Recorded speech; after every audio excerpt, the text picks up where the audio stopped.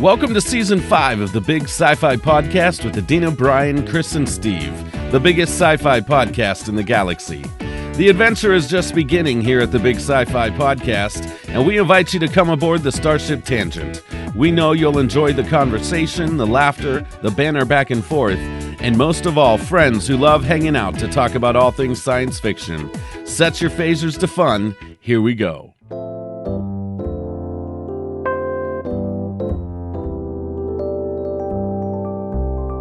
Welcome to the Big Sci-Fi Podcast, the biggest and most fun podcast in the galaxy. My name is Brian Donahue, and I'm here with my co-hosts Adina, Cris, and Steve. Today's episode is a special one because we have a very special guest with us today. He's a beloved actor who played a beloved character in one of our most beloved series in Star Trek franchise, Deep Space Nine. His name is Armin Shimerman, known best for playing Quark, one of the greatest characters in Trek history, if you ask me. And I'm not just saying that because we believe he's you. Sitting right. He's also well known for playing Principal Snyder in Buffy the Vampire Slayer. Not only that, he's also a prolific and talented writer, having penned the Illyria series and the Merchant Prince series. He's worked on stage and screen alike. He's also a passionate activist, fundraiser for such organizations as Doctors Without Borders and PanCan. On top of all of that, he's a professor of Shakespeare at University of Southern California. He is also I was. Okay. What's still interesting? I didn't know that until recently. It's still fascinating. He is also helping to promote fanfare signatures, an exciting new way for fans to purchase autographs for their favorite Trek actors and celebrities. We're going to talk about that in just a minute. And he's married to the talented and beautiful Kitty Swink. You could say that our guest is one of the luckiest guys on the planet, actually. So you could say that, and you'd be right. Please welcome Mr. Armin Shimerman. Thank you, sir, for being on the show. My pleasure. Thank you. Thank you for that beloved introduction. You're welcome. So should we just go ahead and kick it off with fanfare? This is fascinating. And let the people hear about this and get involved and see what they think about this. Sure. One of the reasons I'm here is I'm a contributor to something called Fanfare Signatures, which is an organization, and not an organization, but a company started by John Delancey's son, Owen Delancey, and his wife, Owen's wife, Emily. And what it does, it started out of COVID. Conventions were canceled. People couldn't get the signatures and autographs that they wanted. And Owen and Emily came up with a brilliant idea to provide rich artwork with signatures of actors, with comments that the people who are buying the artwork want on there. So they're individualized and each for each person. And I thought it was a great idea, and I've been doing it now for, I believe, for about 2 years. This is a company that is growing by leaps and bounds. They've just signed the NFL football team. They've got other celebrities besides Star Trek celebrities, and I'm very proud of them, and just amazed at what they've been able to do. And it's very easy to find them. They're at fanfaresignatures.com, where you can find not just my signature, but certainly John Delancey's, many actors from Star Trek, including George Takei, others. You just have to go there and find out. Awesome. And that's Fanfare, F-A-I-R, signature. Yes. Correct? Let me spell that for you just to be clear, because it's Fanfair signatures, signatures.com. It may be a lot to write, but when you get there, you're going to be very happy. Oh, I've already bookmarked it on my computer. Thank you. Yeah, that's a fantastic idea for fans, and so creative, especially during COVID. It was a brilliant idea, and they have brilliant artists that do renderings, not just of the Star Trek characters but certainly of the celebrities themselves, and in different ways that the celebrities are connected to different things. It's amazing artwork. You can get it for the signature. That's certainly understandable. But you should also think about getting it for the artwork. The artwork is extremely good. Extremely good. So I brought up the site and I'm looking at it right now, and I would agree the art is very interesting because most of the times when you go to a convention, it's really a portrait photo or a photo of the person in uniform. Yeah, this is interesting art that I've never seen at a convention before. I'm looking at George Takei right now because he's one that back when I was young, I had seen him at a convention, but I could never afford autographs. I could barely afford my ticket, when I was a high school student. And so I've been thinking about that. It's like, what's the likelihood that I might see some of these people at another convention? And so this is fantastic. And so there's a beautiful one of him in the Star Trek 2, 3, that era uniform with some other folks in the background, and it's beautiful. And it says stronger united and join Starfleet, infinite diversity, infinite combination. So yes, I would support that concept that this is great, interesting. Thank you, Dina. And let me also point out that you get the artwork, you also get it framed, and it's really reasonable. I'm going to take a stab at this because I really don't know, but I believe it's anywhere from $35 to $50 is what you usually pay for George's picture at a convention. It's going to be a lot more than that. Yeah, so it's up to $75. You get a piece of art signed virtually by George or I or any of the others, and it's delivered to your door. You don't have to step out. It's a great idea. I recommend them highly to you. This is so much better than the concept of NFTs, where you're just getting you're getting a tangible, physical piece of artwork that's framed. The signature is digital onto the artwork, but it's still the concept of you've created something that you want for yourself. As you're saying, you can build the design. Is that right? That is absolutely right, and we'll write anything that you want. So it isn't just our signature. Thank you very much, but I can put the first chapter of my first book in there if there's room. That'd be cool. I mean, whatever you want, we're happy to do, and Owen and Emily make it really, really very easy. I love it. This is great. This is great. No, I love this. And I'm absolutely going to be telling my friends and family because I have a milestone birthday coming up in the middle of next year. And this is all I want right now. I think I said Adina needs to holster her credit card because she loves to collect autographs and and to be able to creatively create your own of what the artwork is going to be rather than, like you said, a staged photo. I like the art. It's a great idea. Happy 21st birthday, by the way, Adina. I'm very proud of my milestone. I'm going to be 50, and so I like to. You're just a child. You're just a child.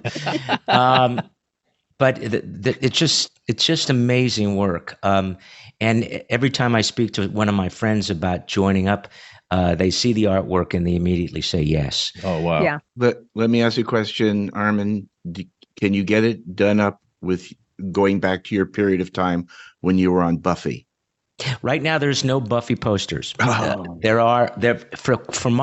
For me, there are 2 Quark posters. Both hang on my wall. It's the only memorabilia or stuff from Star Trek that does really hang on my wall. Oh. It's because the artwork is so good. It's just phenomenal. So I'm very proud to have it hanging in my den here. So yes, go to fanfaresignatures.com, see what we're talking about. I think you're going to want something like Adina. I think you're going to want that, whether it's for a milestone birthday or not. Oh yeah, I'm already looking. I'm like, there's so much here. I got to be careful. Yes, I love the Quark bar. That's great because it's got that very like Art Deco or Art Nouveau. I don't know the right. It's got that feel to it, which is really nice. It does feel sort of Art Deco-y, and that's just my posters. It's a different sort of motif for other people. And as I said, in a number of weeks now, they're going to expand the number of people that they're representing in their company in Fanfare Signatures. Fantastic. Oh yeah, there's great stuff here. Oh my gosh, someone take my yes. I just kind of embarrassed that we've never heard of it, and thank you for sharing this with us. Yeah. Well, as I said, it came into being because of COVID. So what's that? 2, 3, 4 years ago, and it took them a little time to ramp up. So it's a relatively new company, but from what I'm hearing from them, they are growing by leaps and bounds. They're about to have a huge new growth spurt in next year. So fantastic. Good for them. Good for them. Well, I know that Brian will post a link at the absolutely when this goes up, so people will easily be able to connect to it through the broadcast.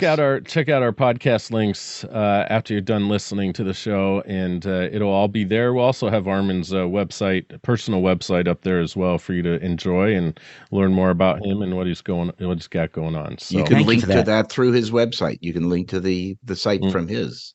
That's right. Yes, from my website, you can go to Fanfare Signatures as well as some other things that I'm involved in. Awesome. So something big has just happened or completed in the SAG-AFTRA strikes. It isn't completed yet. It isn't completed yet, but it's close. It's very close. Give us an update if you wouldn't mind.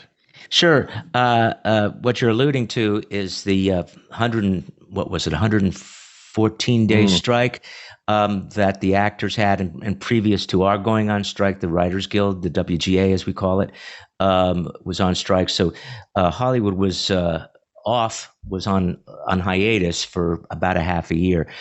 We finally got a negotiated contract, and the reason why it's not completed yet is we have until December the 5th for the membership of my union, of Screen Actors Guild AFTRA, to vote on the contract. And hopefully when that is voted up on December the 5th, we can all go back to work. So officially, the actors. I'm sorry. Go ahead, Dina. Oh, I was going to say I've been seeing a lot of social media posts by I think you and Michelle Hurd and folks trying to. I am surprised, that you're going through a lot to try to convince your fellow SAG-AFTRA members that they should vote. Are you concerned that this is not going to get ratified? Is that a real concern? I am concerned. I'm hoping that I'm totally wrong. It's a very good contract. It certainly affects the work that I did. One of the main issues is something called artificial AI, and what actors are fearful of is that you could create with different actors bits and pieces of an alien. So Quark, for instance, and you wouldn't hire an actor. I wouldn't get a job, but computers could put together an image, and that image could be an alien. So, but I have read the contract really carefully, and I see that the guardrails are there. One of the things I've done that perhaps you didn't mention in my introduction was that for 7 years I was a national board member on the Screen Actors Guild. And one of the things I did was in 2001, I was on the negotiating committee to negotiate one of these contracts, TV film contract. And I know what I'm talking about when I tell you that this is a very good contract. This is a $1 billion contract. We have never gotten this much before. And I'm very proud of the work that the negotiating committee did. In fact, Michelle Hurd was one of the members of the negotiating committee. And they have done an excellent job. And they put enough guardrails in there so that I feel comfortable. One of the things I also learned from being in the guild and being on negotiating committees is that contracts are a process. They're not an end game. What you don't get 1 year, you improve upon 3 years later when the contract comes up again. And then you improve upon it again 3 years later. And you keep doing that until you have a perfect contract. This is the first step in AI, and they have done a great job. Things will get better as we progress. And as the technology progresses, we will learn more about what safeguards we need. So I am a little fearful that people are putting out disinformation about this contract, and I have been strenuous about putting out tweets about why the contract is a good one. And I hope that everyone listening who is a member of SAG-AFTRA, that they will vote yes on this contract. And if they don't, we go back to square one. We don't really just go out and improve it. We have to go back to square one, and all $1 billion worth of improvements that we got on the contract will disappear. And in fact, there is a possibility, if we have to do that, to go back on strike. And nobody wants that. The question I have for you, Armin, is what is the threshold for the agreement to happen? Is it 50.1%, or is it some, 2/3 or something like that? It's an excellent question, and it's slightly complicated answer, slightly. So it has to be one vote more than 50%, but not of the membership. I believe, I'm going to take a stab here, I believe there's 167,000 members in SAG-AFTRA. It only has to be one vote more than 50% of the people who vote.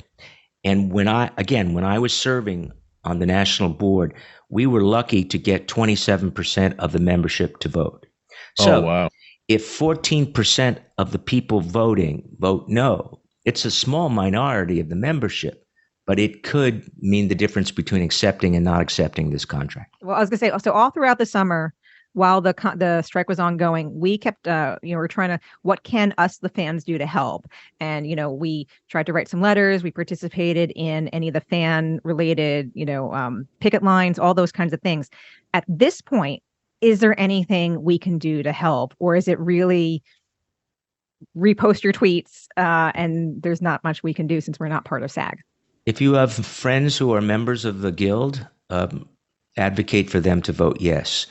I don't think there's much more than you can do. We shall find out by December the 5th. So I don't thank you for that, Adina, but I don't think there's anything to do but sit and wait. Yeah, it's been hard, again, just to watch you all struggle through this, while we're going on with our lives and everything. It's frustrating. We wish we could do more. Well, I was particularly interested in doing this. I picketed many times. My wife and I were on the picket line quite a bit, and there were always a number of Star Trek actors there as well. But I did it not so much for myself. I did it so that the next generation of actors would have as good a contract as I had. And I had that contract because the people who came before me had done this. There was a huge strike in 1960. In which we got residuals, in which we got pension and health. And thanks to those people going on strike and not having any work for a long period of time, I had a very nice contract to work under. And I'm trying to do that for the next generation of actors. And it's not just actors. There's many segments of our union. There are stunt people. There are background people. There are dancers. There are singers. There are pilots. There's a lot of different people who belong to the Screen Actors Guild AFTRA union. Interesting. And I think that's something that a lot of us fans began to really research and learn about during the strike, as to who was affected and what you guys were standing up for. And it was just, it was really inspiring to see the support come out for SAG-AFTRA and for just what you guys are standing up for, which is what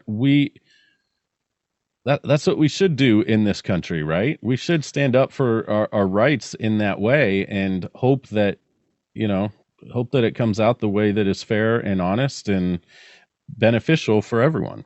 Thank you, Brian. Yes, we should. And we're sort of the canary in the cave. We are one of the first to deal with artificial intelligence, which will affect many different businesses.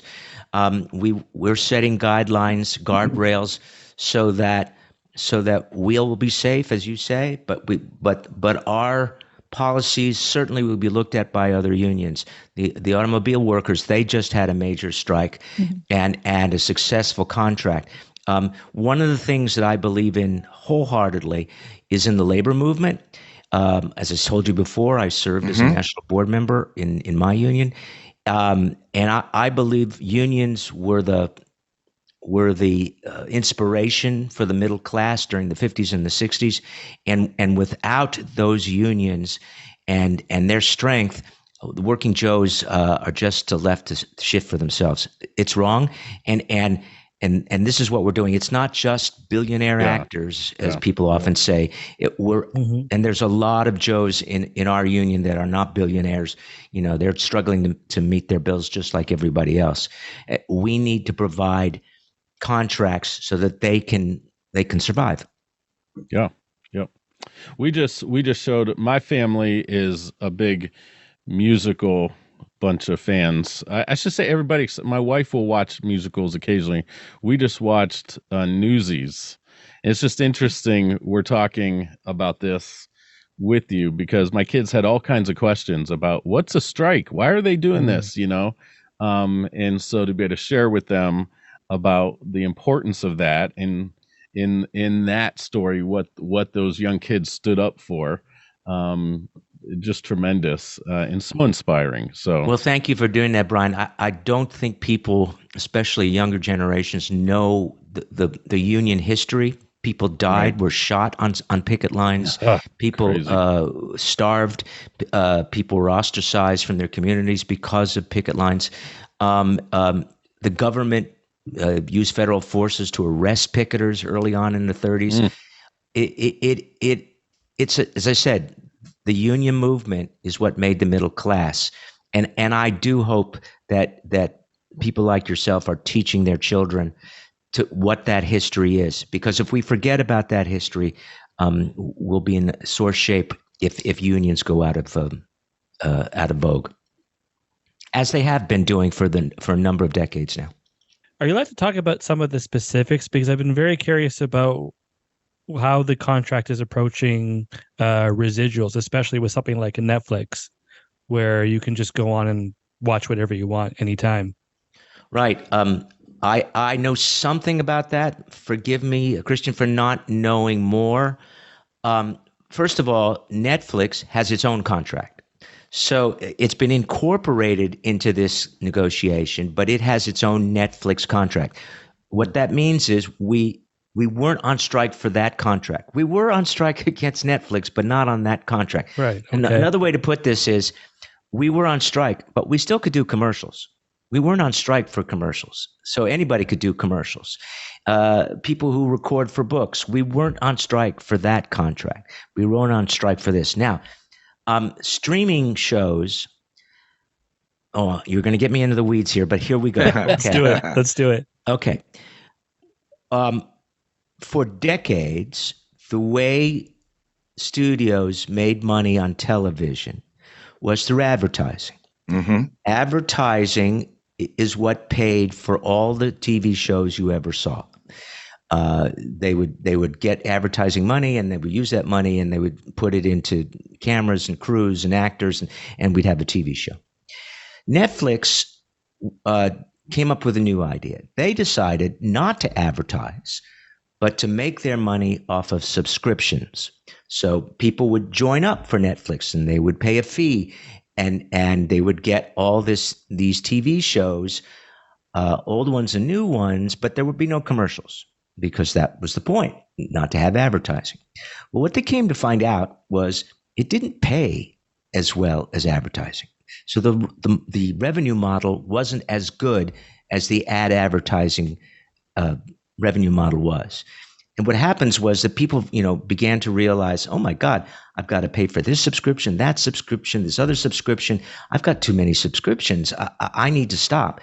And so people started to not buy subscriptions, and they began to sink. Netflix had sort of done really well when they were the only game in town. But when they had competition, it didn't do as well. Now, to your question about residuals, residuals on streaming shows, like Netflix, like Paramount Plus, are lousy. You can't live on those residuals. Let me explain what a residual is. A residual is a payment that various entities, and by that I mean actors, directors, writers, sometimes scene designers, get for a TV show re-airing. Why do they get that? Why do they deserve to get that money? Here's the reason. And Star Trek is a great example. You're being paid for your work being displayed again. If I were in the theater and went to work on Tuesday and got paid for Tuesday, and then did the same performance on Wednesday, but didn't get paid for that, you could see where that would be wrong. And that's what's happening here. We get residuals because we're doing the same performance again, although it's taped, and we're getting paid for that. And so are the directors, so are the writers, so are others. Now, that's not happening in streaming shows, or if it is, it's peanuts. And the other reason why residuals are important is there are often periods of time when an actor is not working. And so there's no revenue coming in. There's no income coming in. So they can get by. They can live to the next rent payment because they're getting a residual payment. And understand, a residual payment is never as large as your original payment for performing. It's always smaller. And each time it's shown, it gets smaller and smaller. And smaller. That's interesting. I didn't know that. I didn't know that either. Now, let me just finish by going back to why I said Star Trek is really important. Let's go to the original show. On that show, the not the top three, but I don't want to say the bottom four, but the other four became famous for their roles. Chekhov, Sulu, and the others. And when those actors went in for auditions, trying to get other work, those guys would walk into a room, they would do a hell of an audition, and they would walk out, and the producers and the directors would say, it's a wonderful audition, but I can't hire him. If once he goes on screen, they're going to think Sulu, Chekhov. They're not going to think that he's a detective in New York City. They're just not. And so residuals are essential to help make up for that prejudice as well. Mm-hmm. Interesting. It's interesting about you said about the diminishing return as more and more times it's shown.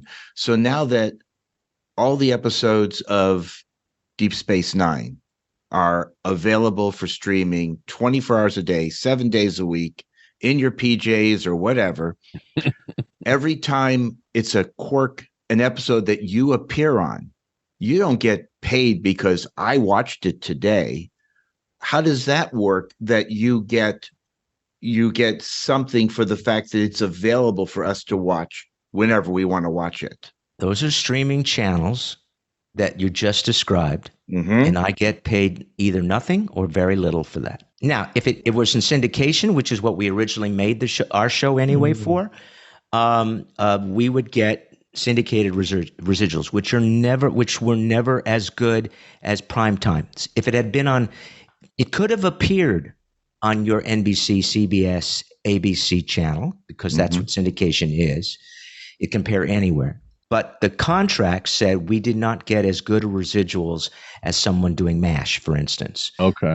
Because that was on a primetime TV show channel. So on streaming channels, even less, if anything at all, sometimes. So does the new contract potentially change that going forward, assuming it's Unfortunately, not very much. No, there's a slight change, which is if a new show, and it only affects new shows on streaming channels, if a new show is a huge hit, Ted Lasso, for instance, and then the actors and I imagine the writers and the directors will get a bump, a bonus pay because they're on a hit show. And they will get whatever that fee is, they will get 80% of that divided amongst the people who are entitled to it from the contract. The other 20% will go to the union, and the union will distribute, I don't know how they're going to do this, the union will distribute that other 20% to the various actors on other not so successful streaming channels so that they get a pittance more than they would have before. And for us that are used to, a paycheck once a month or twice a month, however it works, does it just, can you audit this, or is it just you go, well, hey, look, there's an extra $10 in my checking account. Where'd that come from? Oh, yes. The union will do its best to describe to you what that $10 is, but to the question, can it audit it? we have never, except for 1 year, we have never been able to see the studio books. The union has never been able to see the studio books. So we depend upon their telling us what they made, and they send us money, and we divide it up. But that 1 year, I'm happy to say, my incredible wife, Kitty Swink, sat on a committee, the residual study committee, and for 1 year, we negotiated hard, and we got the ability to view those books for 1 year. And it was an enormous education for everybody. That's interesting. I mean, working for a large government defense contractor, we are audited up the wazoo. So I cannot imagine a situation where that is, that is just very hard to imagine. Right. So this is one of the things about streaming programming is we don't know what they're making. Mm-hmm. They say they're not making any. We assume they are, or they wouldn't continue to do it. But what the actual figures are, we don't know. But we hope to find out. We hope to there is some mechanisms in place in this new contract to get a better idea of what the revenue is. So even if they're publicly traded, the information that they're required to provide is not enough to. Right. This is one of the things. Forget the unions. This is one of the things Wall Street has a problem with the streaming channels. Interesting. They don't know for sure what these guys are making. They're very secretive about their books. And I think if they are losing money, the last thing they want to do is tell Wall Street they're losing money. It becomes blind faith investing. That's right. I mean, you can just see how many people are watching Paramount Plus, a mountain of entertainment, and they're selling stock. They're selling that on that dream, and if it doesn't do well, say there. Too bad. Yeah. So that's the world we live in, shadows, and right now we've made some inroads into that. But it's just as I said before, it's a beginning process. We'll do better in 3 years. We'll do better even still in another 3 years after that. And we'll see what happens. And I, again, hope that the next generation of creatives will thank us for the work that we did. That's been language that has been probably the most inspiring for me as I've watched and watched videos of the picket line and heard people like Michelle Hurd talk and Natalia talk. It's for the next generation. It's for generations to come. It's not just for what we need today. It's projecting into the future, and that's just been phenomenal and so inspiring to see. I wish everybody had seen those pictures of the people on strike. It was an incredible spectacle of every community in our union coming together, walking the streets, doing their best to support their union. It was a glorious time. I'm very proud of the members of my union. It was really nice that the neighbors got upset by all the horns being honked by car drivers as we drove by Disney's, because I live here in SoCal, drove by Disney Studios, drove by Paramount, drove by Columbia, and just, could see that the people on the street as they were driving by were supporting the strikers because they knew that these people were fighting for their paycheck, because one day it could be them who are fighting for their paycheck. Precisely right, Steve. We, as I said before, we are the canary in the cave. We are going first, happy to do so, to say, listen, there are inequities here that as we get new technology, we need to put guardrails up so that all unions will be protected from the onslaught of technology. Technology is inevitable. We got to thank everyone for the technology that we get, but we also have to be careful that it doesn't cause people to lose their jobs. That's essential. I think there was in the news today about an article that appeared in Sports Illustrated that they're questioning if it was written by AI or it was written by an actual person. Well, and honestly, the part of the problem with that is the fact that they're not being truthful about it. Is the fact that they were masking and they were trying to pass off the AI writing as these are humans writing it. And that's kind of the part of the problem is that, they're not telling the truth about what they're doing. Right. And that unfortunately is becoming more and more the culture of our times, and that has to stop. Yeah. And for what it's, worth. So my master's is in AI stuff in computer science. And for my work, I am actually very much looking forward to getting more of this technology available in what I do on a day-to-day basis. But yes, as technology is inevitable, so are the need for regulations and guardrails, because technology in and of itself is neutral. It's then how are we using it, or how are people using it? And people can use anything for good, they can use anything for evil. And we do need the laws and regulations to help ensure that the good is winning out.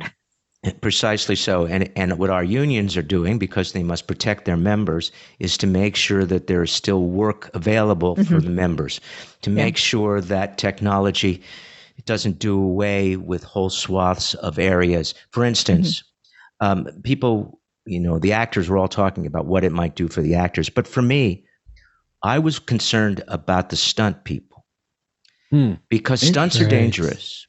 Right. And yes, if we had AI, we could take the danger out of it and just, and use avatars for the stunts. And it would look, after a while, really very real. The downside, of course, is all those thousands of stunt people would be out of work. So it's a thin line to walk, but it's one that has to be addressed.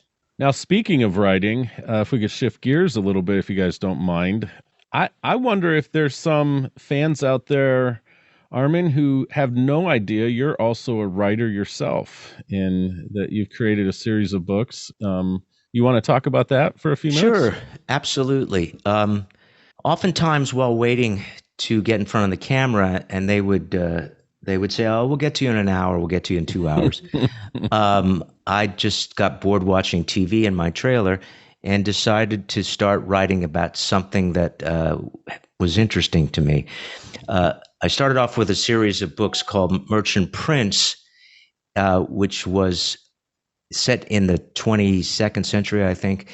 And it was about a Renaissance magus who was quite an extraordinary man. His name was Dr. John Dee. And my publisher wanted me to write these novels, science fiction novels. And he sort of hinted that he wanted John Dee to be a lot like my character of Quark. So I wrote those books. I wrote 3 books, and very proud of them. I did them the first 2 I did in collaboration with 2 more established science fiction writers. And that was sort of my learning process for how to write and how to structure my story. My third one I did by myself because I had sort of learned my lessons and wanted to write by myself. And then after I graduated from Star Trek and began to teach more and more Shakespeare, I felt that I owed John Dee an apology, that I had not written about him, but I had written about my science fiction character. And so I thought, I need to write something that's truly close to his life. And I came up with an idea for a political mystery, and I wrote 3 books. They're called the Illyria series. They feature John Dee. He is the primary character, but in this case, he's accompanied by a very young William Shakespeare, who's about 16 years old. Oh, wow. We don't know how Shakespeare went from being a local boy in Stratford, where he got the ability, the talents, the wherewithal to become English's greatest writer. And I am proposing that John Dee may have been enormously helpful to him. We know that Shakespeare read a lot of books. We can see, as you were saying, Adina, we can see where he's taken passages from other writers and stuck it into his plays. So he had access to a lot of books. The thing is, there were no libraries really then, and books were enormously expensive. So where did he have access to these books? And John Dee had the largest library in England. He lived about 8 miles away from downtown London, and there are some hints that John Dee may have been helpful. So my 3 books are about a political mystery. We're looking at whether a particular count is loyal to the English throne. At this time, again, I'm getting into the weeds here, so sorry. That's okay. At this time in English history, there is a great, great antipathy between Catholics and Protestants. England is Protestant at this moment in time under Queen Elizabeth, but prior to Queen Elizabeth, England had been Catholic under Queen Mary, and their father was both Protestant and Catholic. The count who's in question is a Catholic. He supervises an island in the English Channel, and the English throne is pretty sure that priests are coming in from Europe and sneaking into England to conduct mass. Understand that in Elizabeth's time, Queen Elizabeth's time, the performance of mass was against the law. Couldn't do that. And just to be clear, people were doing it because there were Catholics. Say again, sorry. I just want to make sure that our audience understands we're talking about Queen Elizabeth I, not... Yes, I'm sorry. Yes. Queen Elizabeth I. Just to make sure that there's no confusion there. I always assume when I say Shakespeare that people know that, but you're absolutely right. I should say just in case people don't know. Yes. The story is, and John Dee is sent to find out whether or not this particular count is loyal to Queen Elizabeth I. But during the course of the time of the novels, we see John Dee teaching Shakespeare to be a better writer. Wow. And so at the end of the series, we have Shakespeare going back to the theater to write the plays that he's about to write. And the count, I'm giving away the punchline here, but the count in my series is Count Orsino. And for those of you who are familiar with Shakespeare's play, that name should be familiar because that is the count in Twelfth Night, Shakespeare's comedy, Twelfth Night. And in fact, almost all the characters in Twelfth Night are characters in my books. Interesting. That's great. Very interesting.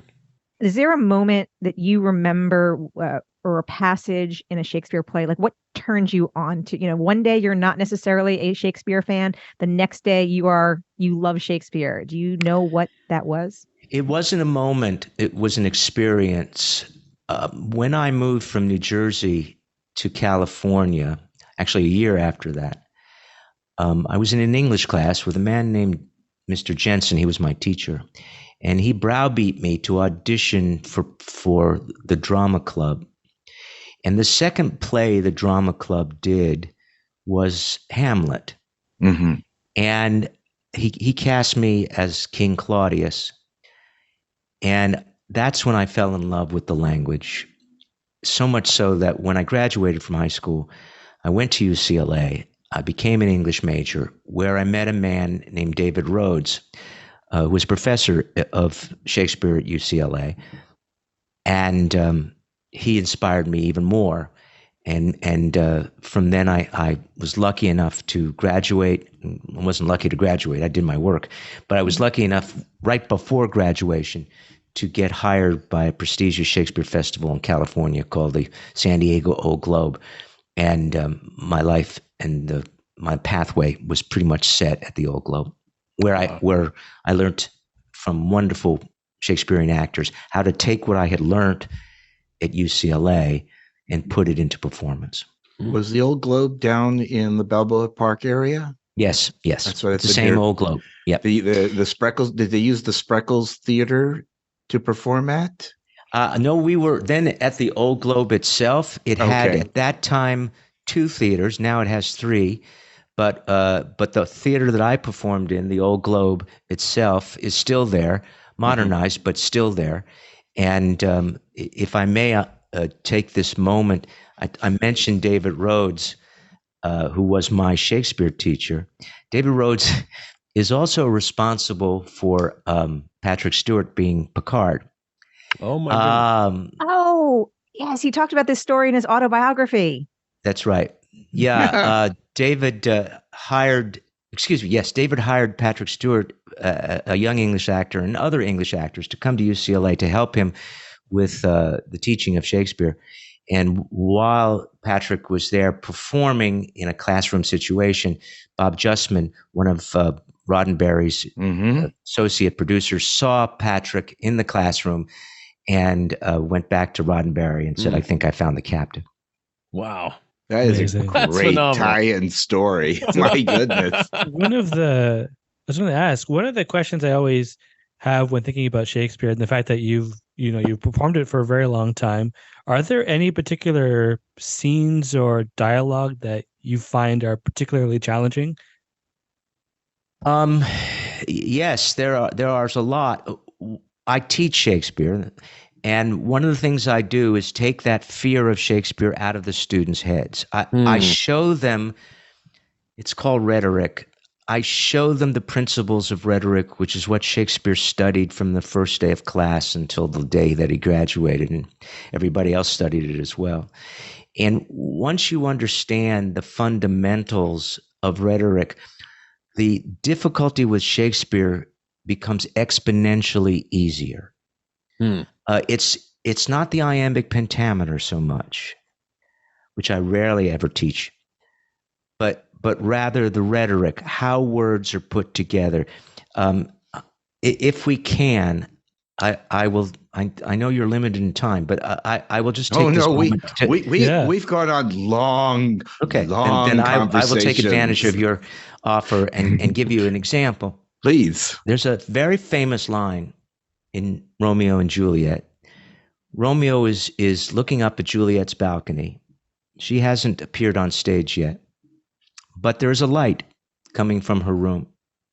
And the very famous line that everyone is familiar with, I think, is, "What light through yonder window breaks? It is the east, and Juliet is the sun." I've listened to many an actor say that line, and I was quite sure that they didn't understand what they were saying because they didn't understand the principles of rhetoric. So to make this as simple and as easy and as fast as I can, in rhetoric, there's a principle called antithesis. It's words that are opposites. Shakespeare loved opposite words. The most famous line in Shakespeare is an antithesis: to be or not to be. That is the question. That's an antithesis. So in this line, "What light through yonder window breaks? It is the east, and Juliet is the sun," I've asked countless classes, what does that mean? And they will give me all sorts of reasons for what they think it means. And it's rare that I ever get a student, sometimes I do, but it's rare that I get a student who actually understands the meaning of the line. The antithesis, although it's not a perfect opposite, it's something that I call a juxtaposition, is the east. That is the sun coming up in the east. It's sunrise, which we know to be a really dim light. And again, we're talking to the candlelight that's coming from Juliet's room. And the juxtaposition to that dim light is this light that comes from the full day sun. So we have dim light versus glaring light. An actor who simply says, "What light through yonder window breaks? It is the east, and Juliet is the sun," knows nothing about what that line means. The correct interpretation, and there are always different ways to do this, but for me, the correct interpretation is for the actor to do it this way. "What light through yonder window breaks? It is the east, and Juliet is the sun." And you can hear the juxtaposition. Yeah. I always assumed it was a straight metaphor. Yeah. Okay, that's See, I wish we had learned this in high school because I remember I always liked it, but our teachers never really gave those kind of explanations. Because they didn't know, Christian. Yeah. Because they didn't know. The teaching of rhetoric is not used, it's not taught that often. And when it is, it's usually for other things than performance. But because Shakespeare always studied this, and antitheses and juxtapositions are everywhere in Shakespeare. Once you know that they're there, you see them constantly. There's not a scene, there's not a page of Shakespeare that doesn't have an antithesis or a juxtaposition. And juxtapositions and antitheses are just one of, I'm going to make this number up, of about 250 different techniques in rhetoric. And when I teach my class, I teach about 5 or 6 of those, what's called figures of speech. I teach 5 or 6 of those figures to my students, and their understanding of Shakespeare is is just incredibly enhanced. Mm-hmm. And what's more important than that is that their audiences all of a sudden understand the words that they didn't understand before. Now, that said, Christian, I'm going back to your original question. Are there sections of Shakespeare that are difficult? Yes, there are.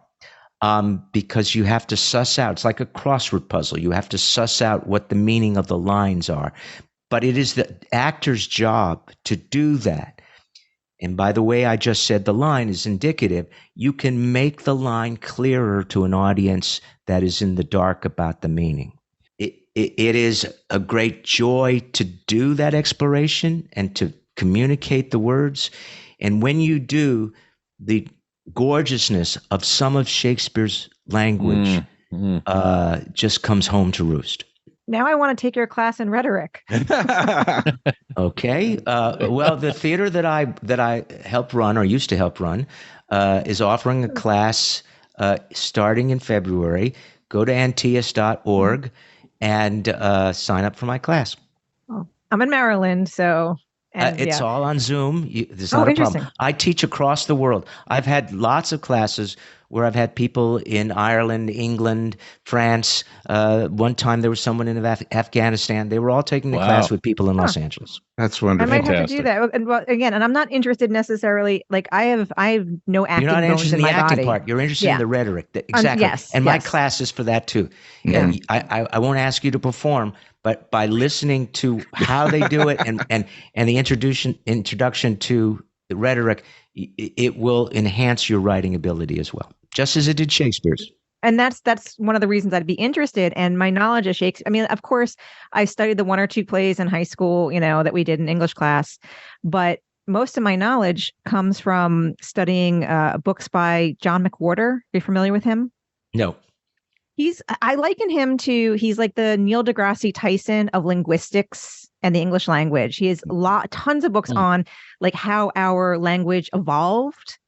And so hence there's a lot of Shakespearean things and everything. It's wonderful stuff. But that's the part, I'm interested in. I tell people that like in another life, I'm actually a linguist because it's just how words came to be, how phrases we, use came to be. And so much of it does derive from that. And so continuing the study of all that stuff is fascinating.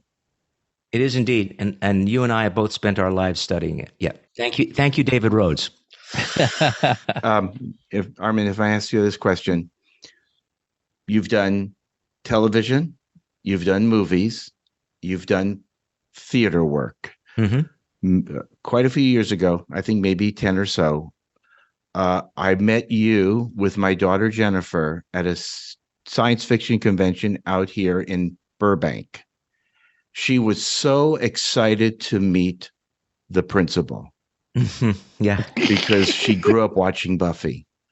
And she walked up and she started to chat with you, and she was all just, like that, And then you asked her, what does she do? And she says, I'm going to Cal State Fullerton learning stage management. And as soon as you heard that, the conversation that you two had was all about stage work, her involvement, what she's doing. You inspired her. You excited her about theater more than ever. She ended up graduating with a degree in stage management and was a stage manager for a couple of plays at the college. But it just seemed to me, and as I was standing back, just watching you two going back, talking shop, that it seemed like theater is your number one choice of love when it comes to performing. Is that right or wrong? That is absolutely right. I always consider myself a stage actor. I know I've worked in TV, and thank you, TV, for giving me a nice living. But I understand working on stage. It is about language, going back to what Adina and I were just talking about. It's about language and about an immediate conversation between the actors and the audience. Every performance is different. Every night is different. And thanks to people like your daughter, we're able to get through it every night because she's doing all the hard work, making sure that the sets are in the right place, the actors are in the right place. the lights are on, the sound is working, making sure that we all get there at 7:30. She has a ton of responsibilities as a stage manager, but theater is my foremost love, and everything that I do springs from that first love. That first, I mentioned Mr. Jellison in my high school, who introduced me to the theater. I'm enormously grateful to him and to all the people that I've met in that industry. As are we, Wow. that you ended up going into the direction of acting and doing that. Thank you. It's been a true And most pleasure. of us on Star Trek have stage background. That's most of us are from the stage. Most of us have classical stage background. Yeah. Is it my imagination, or does it seem to be? Is that unusual in the sense of my feeling has always been that Star Trek has a lot of actors that have that background and have a Shakespearean background at a higher percentage or a higher rate than like other shows, other franchises, other groups. Is that my imagination, or? I wouldn't know if it's a higher percentage. I wouldn't know that. I do know that it's a large percentage in the Star Trek universe. I've always attributed to the fact that I didn't, but other characters have a lot of technobabble to talk, and they have to make it sound real, and they have to make it sound like they believe in what they're talking about. Well, that's similar to when you're doing Shakespeare, that you have difficult language that you have to make sound believable. I will point out just in passing that Jonathan Frakes and I met in a small theater in New York back in 1977. I've been married for 42 years to Kitty Swink, but I've known Frakes longer. Wow. Wow. That's amazing. Incredible. So let's go ahead and just fully transition then to Star Trek, because we absolutely love just talking. I'm going to give a shout out to my dad, okay, who introduced me to Star Trek. I called him today and said, "Guess who's coming on the show tonight?" He couldn't believe it. He goes, he said this, and he's always said this. But the older he gets, the more he repeats himself and forgets what he says. Sorry, It happens. Dad. It It's happens. true. And I'm starting into that phase, I think, unfortunately, in my life. But he said he really feels that Quark was the most interesting and remains the most interesting character developed in Star Trek. Most well-rounded, just he loved all the Ferengi episodes. Yes. And just look forward to any time you were portraying Quark. And I think there's probably a large group of people that would say the same thing, that even to this day, how they developed Quark, your portrayal of him, was just so good. It still stands up to this day. It's still interesting. It's still good stories. Thank you. Thank you. And thank your father as well. I will tell a story that I've told too many times, so I'm repeating myself now as well. So we'd love it. Yeah, that's okay. Do it. I created the Ferengi with 3 other actors in Next Generation. Mm-hmm. I abhorred. That's too nice a word. I abhorred what I did.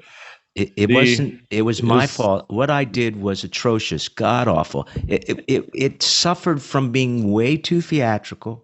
And way too campy, and should you ever see that original Ferengi episode, you'll notice that I have slightly a hunch, and I have a limp, and I'm sort of doing Richard III. I was going to say that.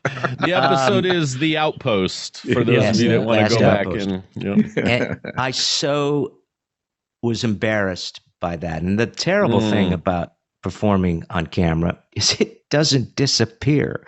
A stage performance can be forgotten, and you can do better the next night to make up for what you thought was a bad night the night before. It doesn't happen on camera. And so my whole agenda, once I'd gotten the role, was to atone for the bad work that I had done on Next Generation, and turn, to quote Brent Spiner on a different thing altogether, but to take the character with the least amount of potential and try to make him the character with the most amount of potential. This is something Brent told me when he was starting to do Data. that was his aspirations as well. Oh, interesting. Does that mean he thought that Data had the least amount of potential? That's what he thought. Now, when I worked with Wow. him, it was on Last Outpost. It was while shooting that Okay. episode. And so that must have been, I'm going to take a guess, like episode 5, 7, something like early on. Yeah. And that's what he said to me. So, and I had known Brent from before Star Trek, so we had an understanding. I wouldn't say a friendship, but an acquaintanceship. Yeah. But you know, that's interesting you say that, because the most beloved characters are the ones that were never expected to be the most beloved character. Leonard Nimoy was not supposed to be the most beloved character, but he got the most fan mail in the original series, and they kept building him and so on. And so you can see the same thing where, you know, Data was there, but they had the most fun building his character. And in your case, in the Where's the Quark, building this character of who he was, the type of business he ran, how he did his, you know, it was a lot of fun. It is a lot of fun. And also, you're absolutely right, Steve. It's what actors call an arc. If you start at a very low point, then you have a long way to go. You have the opportunity to go a long ways in order to improve upon that iffy beginning. And I'm not sure that Brent was that far down, but certainly my character was. My character, you couldn't get any lower than I was.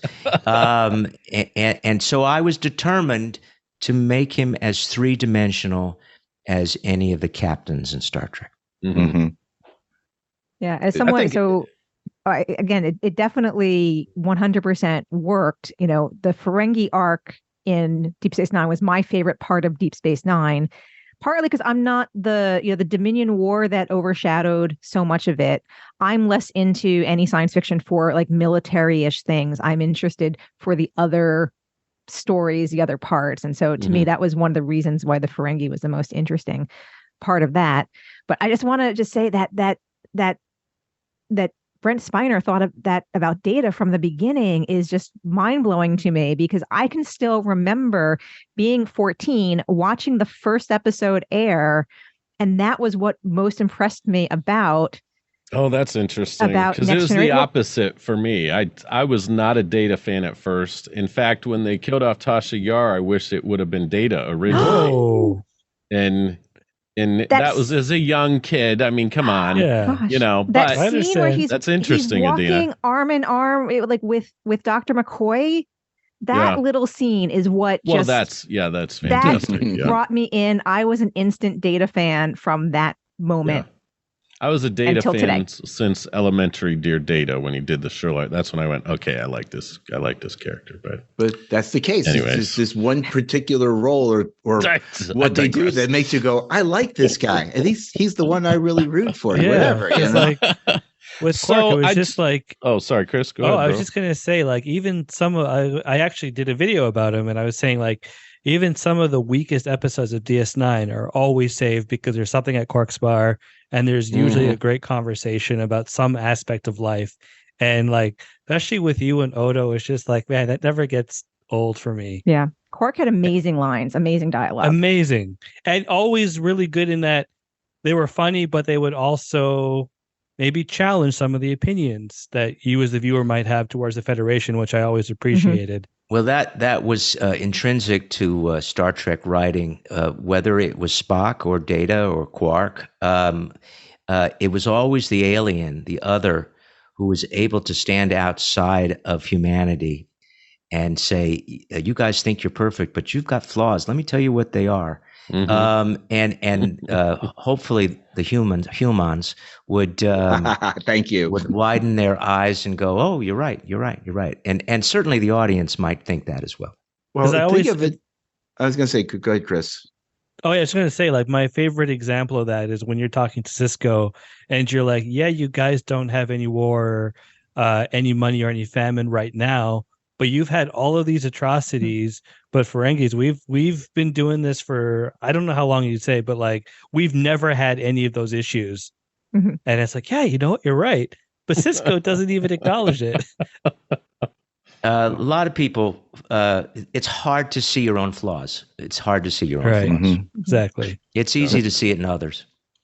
What I was going to say was, did you feel a pang of pride when at the Las Vegas Star Trek experience that they made Quark's bar and not 10 Forward?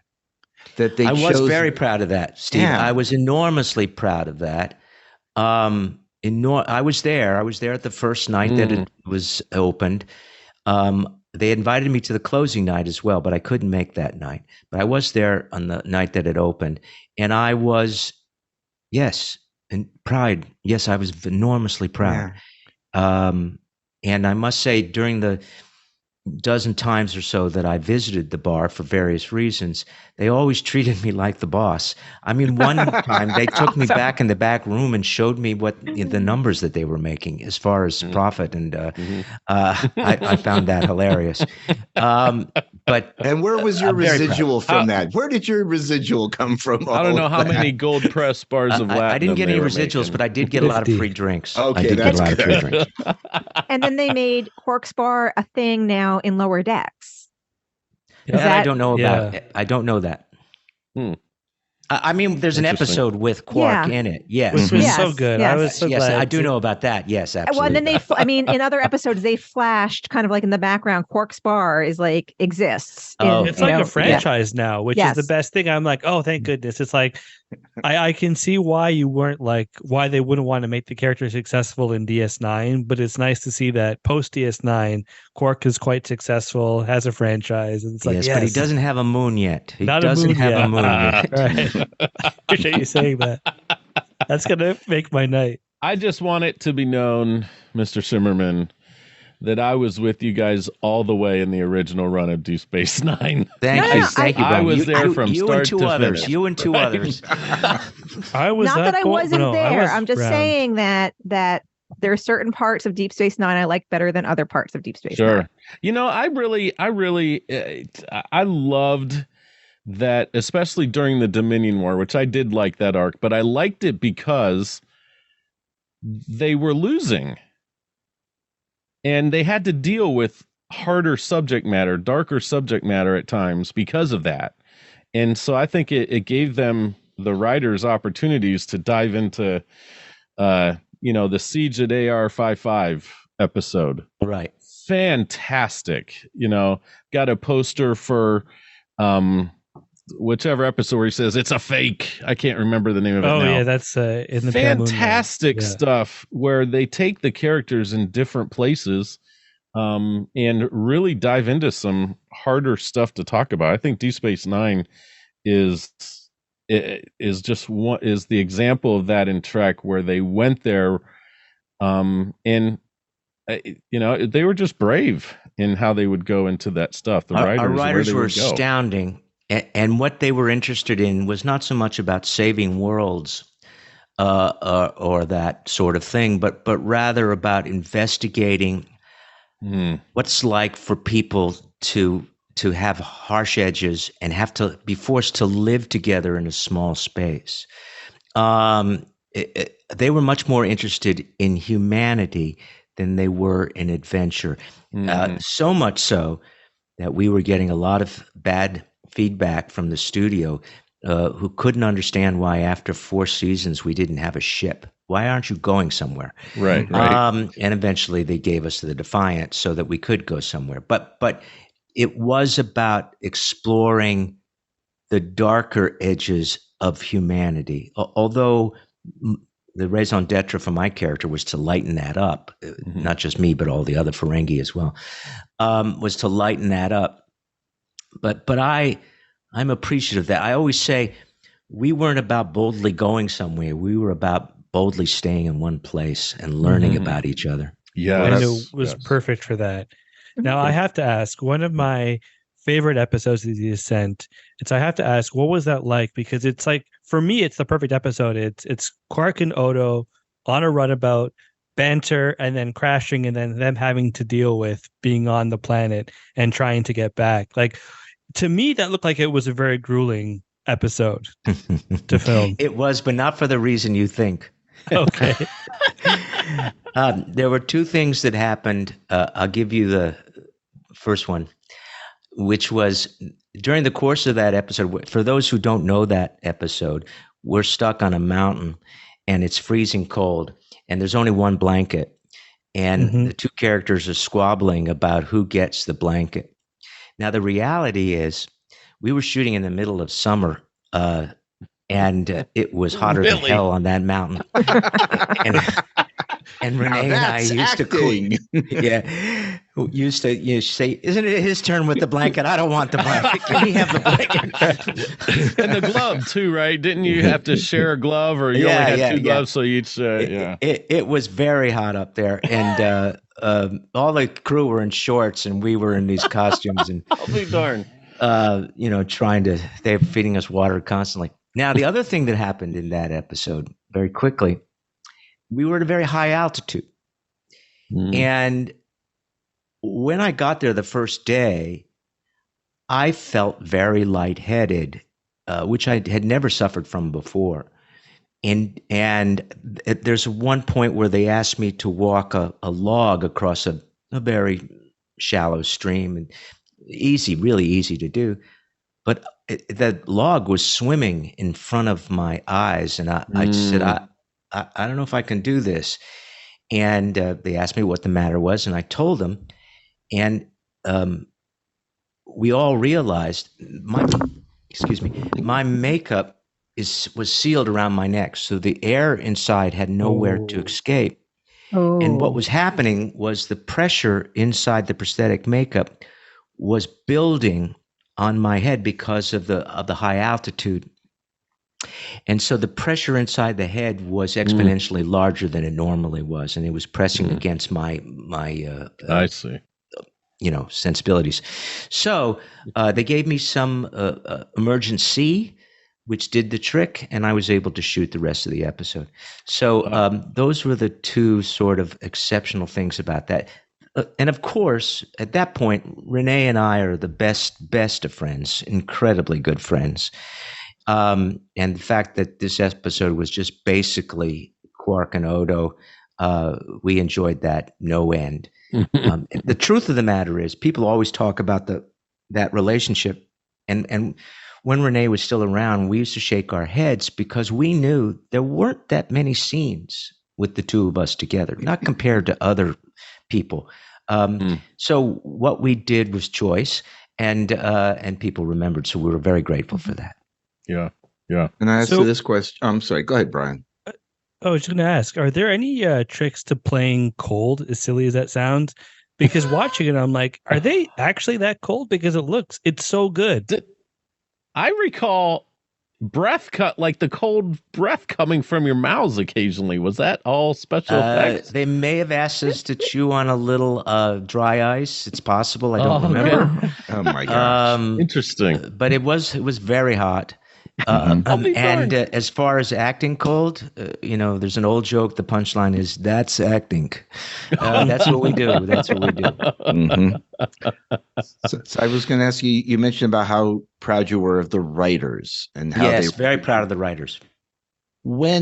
Since you created this character back in TNG, when the writers would write the script, did you read it over and go, No, he wouldn't say that. No, that's not how he speaks. No, that wasn't possible on our show.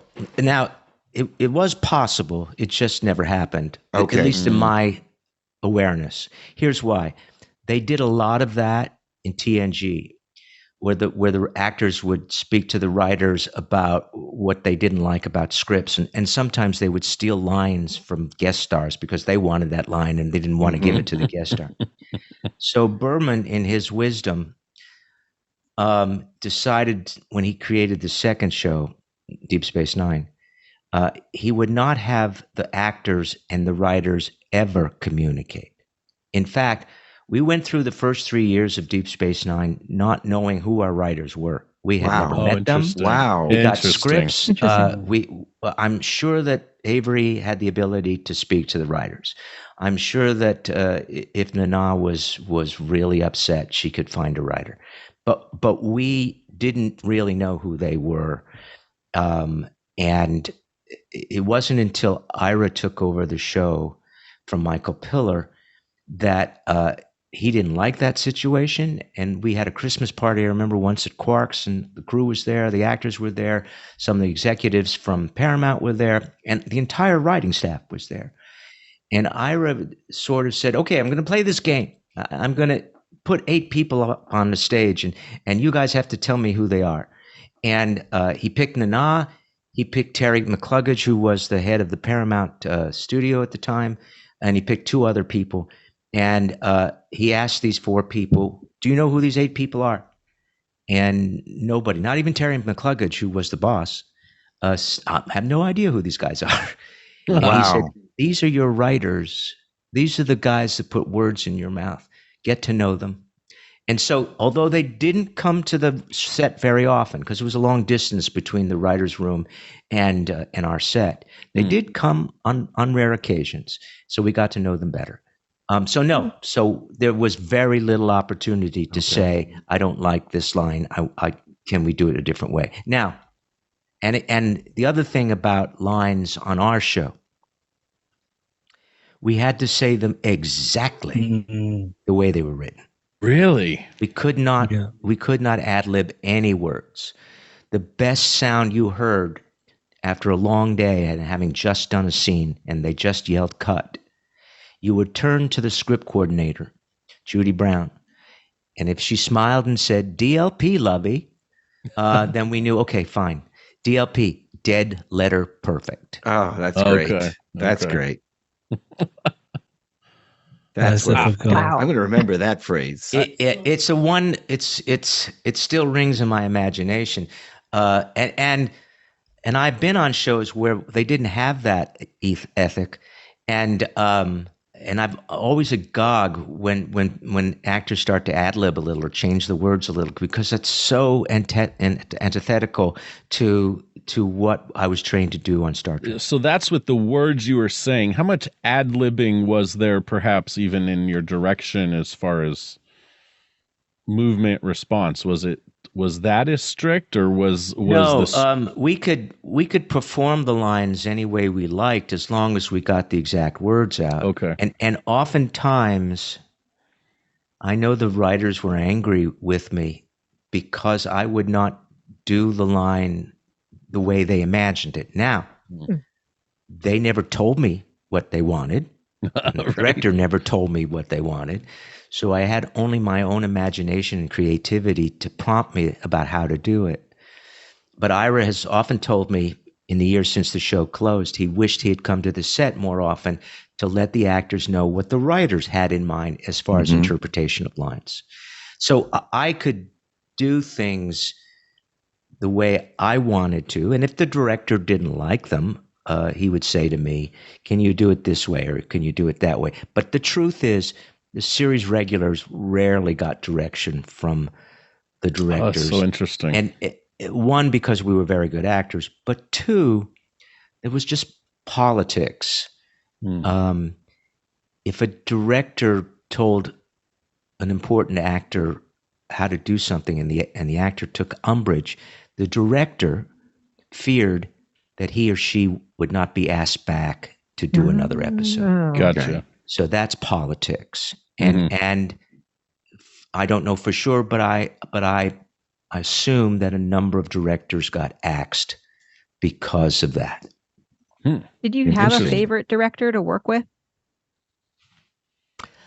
I always enjoyed working with the actors when they directed because they knew the character better than anyone else. There were a lot of fine directors. So the answer is no. Okay. I didn't have a favorite. That's okay. I was going to say, because you brought up the word magnificent, and I feel like legally we're obligated to talk about the certain episode, Magnificent Ferengi. What was that experience like? Because I've often heard that you say that with any of the Ferengi episodes, it's like you get together with all the other Ferengi actors and you would spend a weekend trying to rehearse the episode and the rest of the scenes. That's right. My fellow Ferengi, the actors who played Ferengi, were very kind about joining me on those major Ferengi episodes at my house during the weekend. They weren't paid. My wife may have served lunch, but they weren't paid, and we would spend hours and hours and hours working on the scenes. Go back to the original conversation we had, like you do in the theater. We rehearsed it because for TV, you rehearse maybe 8-9 minutes for a scene. Then they send you back to the trailer for makeup and costume adjustments and stuff like that. You don't get a chance to really find out what the other people are going to do. Mm-hmm. So we would rehearse it until we had it down like a scene from the theater. We did this for two reasons. One is the one I just told you, because there wasn't a lot of time to rehearse on stage.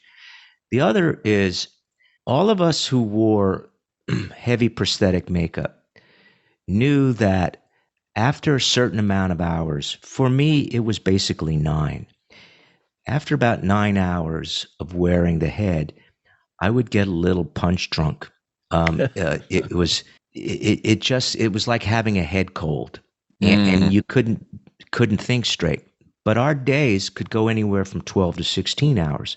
So between 9 and 12, if I didn't rehearse it like a play, where I knew it like the back of my hand, then I was going to be behind the 8 ball. So we did that to protect ourselves from looking like fools at the end of the day. Also, we did that so that we knew what each one of us was going to do, and we would come up with ways to do it a little better. To figure, oh, you're going to do that, then I'll do this, and always, again, between that period of time, between 9 and 12, when the head is a little leery and a little foggy, we would rehearse the lines over and over and over again so that we could do them in our sleep. It was essential for us to do that, and we did that for 7 years. And although we always did it for Ferengi episodes, oftentimes Max, who played Ram, my brother, or Aaron, who played Nog, my nephew, even for non-Ferengi episodes, if we had a major scene, we would do that. Wow. And again, since you have a lot of time, I will tell you this story as well. I've talked about the Ferengi. I like doing that. And there was a scene between Quark and Garrick in the bar. And I asked Andy to come over for the weekend. He only lives a mile away, so it was easy for him to do. And we rehearsed that scene and found that there was a lot of subtext in the lines that we knew the writers hadn't thought about. And what we realized was, at least what I realized, was these were two Machiavels sitting across the bar from each other, talking about the Federation. Root beer. Andy was the prime Machiavel, and I was the comic Machiavel. But we still were Machiavels, and we could talk in innuendos and both understand each other. And we liked what we did. We came to the set on Monday, and we started to rehearse it in that 6 to 8 minute period. And the director, James Conway, said, "If that's not funny, this is supposed to be a funny scene." He had been told by the writers it was a funny scene. And we said, "We don't think it is a funny scene." And he said, "Well, those are my marching orders. That's what I have to shoot." And this was the only time in 7 years that I did this. I said, "I don't want to do it that way. I want to do it the way Andy and I rehearsed it." They brought Ira down from the writer's room. He asked what the problem was. We explained the problem. He asked me first, could I do it comically? He asked both of us, Andy and I, and we said, yes, we're good actors. Yes, we take direction. We can do that. And we did it. And then he said, so show me what it is that you want to do. And we did it the way we wanted to do it. He thought about it for less than 30 seconds. He turned to James Conway and said, shoot it the way Armin and Andy want to do it. And I can tell, Cris, from the way you're shaking your head, that you know, as many fans of the show know, that's perhaps one of the most memorable scenes in the 7 years. Is the it's classic. It's great. That's the only time I ever did that. only because I was quite sure that there was more to the material than the writers thought. Yeah, because I find that amazing because it's not meant to be like a flat out comedy scene. It's like it's amusing, but it's not meant to be. So I can't imagine what's the comedic version like. It's like, whoa. I'm not quite sure. I mean, we did it. I'm not sure we did it well, but we did it. And posterity has said that we were right. So. Yeah, definitely. What was definitely. your experience on Buffy at all? Like how similar, dissimilar, Totally other than different. Different the worlds. lack of makeup? Different worlds. Altogether different. I'm not sure if the DLP dictum was true on Buffy. I'm not quite sure. On Deep Space Nine, I was working with seasoned actors of a certain age, not better, not by any means better, but older. Mm-hmm. Whereas on Buffy, for the most part, I was dealing with younger actors who had vim and vigor and lots of energy and were always cutting each other up in a humorous way. And important to point out on Buffy, right. Yeah, on Buffy. Yes. And on Buffy, characters totally different. Snyder is a pain in the ass and not a people person. Quark is definitely a people person, and likes to have a good time. Also, the politics were different in the sense that I was a series regular on Deep Space Nine, which gave me a certain amount of power, which I think I rarely used, except for this one time I just told you about. And Buffy, I was a guest star. I was a recurring guest star, but I was a guest star, and therefore didn't have the power, couldn't rehearse the way I did on Star Trek, and thankfully didn't have to wear prosthetic makeup. So that was good. So it and the nice thing, and I can only make the analogy between the theater and what I was doing, because in the latter years of Deep Space Nine and some of the first years of Buffy, because I was doing both of them nearly every week, I would do both shows nearly every week. It rejuvenated my spirits about going back to both. So, and the analogy I'm making is when an actor does repertory theater on stage, he's excited about doing Hamlet one night because the night before he did Romeo.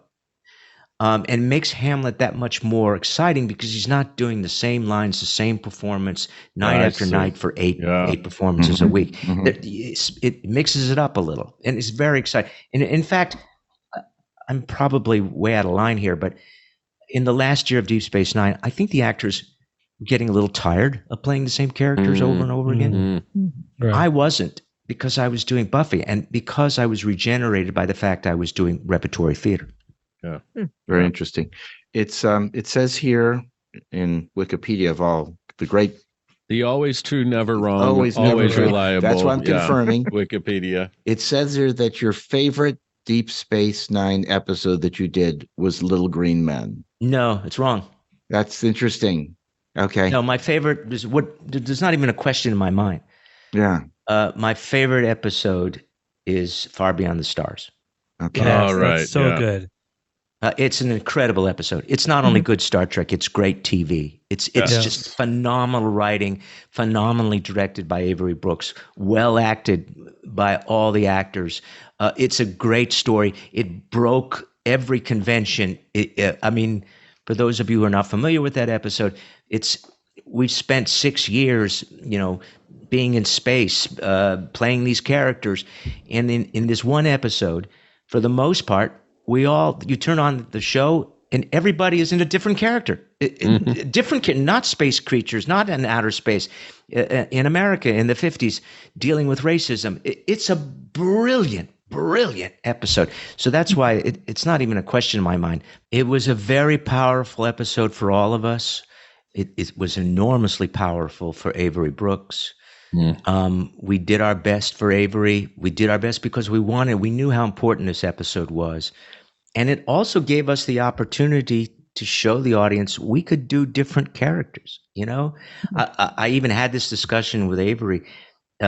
He came up to me and said, my characters in that episode is Herb. It's not Quark. His name is Herb. And he said, can you play Herb a little like Quark? And I said, Avery, Herb isn't Quark. There's no reason why they should be the same. If anything, Herb is based on a true-to-life science fiction writer whose name I should know and I've just forgotten. And if anything, I should play it like that. And he backed down and said, yes, play it the way you want to play it. So it gave us the opportunity to play characters that the audience was not familiar with. And, Aaron, for instance, who was a lovable Ferengi on Deep Space Nine, was a hateful sort of creature, a paperboy, I think it was, on Far Beyond the Stars. It gave us all an opportunity to show the audience what we could do. Yeah. It was beautiful. And I have to say too, as we kind of wrap this up tonight, for us, Cris and I, Deep Space Nine is our favorite series, right, Cris? And I'm still saying that. Yeah, it's been hard because DS9 is the one I go back to the most. TNG was always my first, but the more I watch DS9, the more I'm like, you know what? It's my favorite. And what I love about it is, Armin, I hope you're enjoying this too, and I'm sure you're aware of it. In meeting so many fans, I'm sure throughout the years, is Deep Space Nine is enjoying more younger fans are coming to it and seeing it for the first time and going, oh my gosh, this is really good. And that to me is really exciting as a Star Trek fan, to see Deep Space Nine really achieving, I think, the favor of the fans and the appreciation of the fans that unfortunately it didn't enjoy necessarily originally like Next Gen did. And so for me as a Deep Space Nine fan, it's really thrilling to see that. Well, thank you for that, Brian. It is exponentially even more enjoyable to me because I've waited a long time. We've all waited a long time. Certainly when we were doing it, as I told you before, there were very few people watching, you and two others. And we knew that. And one of the great things that I think the reason is people are enjoying it more is that Ira began to write long-form TV before it was ever popular. The episode didn't end after 48 minutes. It went on for several episodes. And now all TV is like that. And so especially if you're watching it and streaming, you don't have to wait a week to find out what happens on that particular subject. You can see it 2-3 episodes in one night. So and because we weren't talking about fixing other worlds, we were talking about how to fix ourselves. Yes. About personal problems. I think that's why it holds up, because humanity, certainly something Shakespeare teaches as well, humanity doesn't change that much. Surroundings change. Attitudes may change. But basic human nature has always stayed the same. And that's what makes our show interesting, because it is about basic human needs, wants, desires, and reactions to things. Yeah. Well, thank you, Armin, for being so gracious to spend this time with us. It's been an absolute pleasure for us to talk with you today. And from day one of starting our podcast, this is the truth. You have been on our wish list to talk to for the last year. Like to give a special thank you. And 2 years. 2 years? No 2 way. Years? We're having so much fun. I lost track of the time. Thanks to Mr. Ian Spelling for helping us make this happen. We appreciate your kindness and support for our podcast, sir. Remember to visit us at trekgeeks.com. Also be sure to like, share, write a review of our podcast, as that helps us get in front of more people who might find us enjoyable and entertaining to listen to as well. We'll have all the links in our podcast notes so you can connect and learn more about all the things Armin is passionate about and involved in, especially the fanfaresignature.com link. Make sure you click that and order some amazing artwork and autographs. Click those links. Until next time, make friends, not war. And that often means that we should put the needs of others ahead of our own. Make sure your neighbors are good. Make sure to spend plenty of time with your kids and eat lots of tube grubs. They're full of fiber, I hear. Also, read more Shakespeare. Until next time, take care, everybody. Hey guys, this is Brian again. While we recorded this episode just over a week ago, in that time, SAG-AFTRA has ratified their contract. That's right, congratulations to the dedicated industry professionals who make our entertainment possible. The Big Sci-Fi Podcast appreciates your sacrifices and commitment to earning a fair living while delivering fantastic entertainment to society. Also, we forgot to mention that we're going to be at Star Trek Long Island in May with Armin. That's right, Armin Shimerman is going to be one of the special guests at Long Island. We cannot wait to see him again, to hang out a little bit, to talk to him, and we hope that you'll sign up to join all of us at Trek Long Island this May. Until next time, live long and prosper.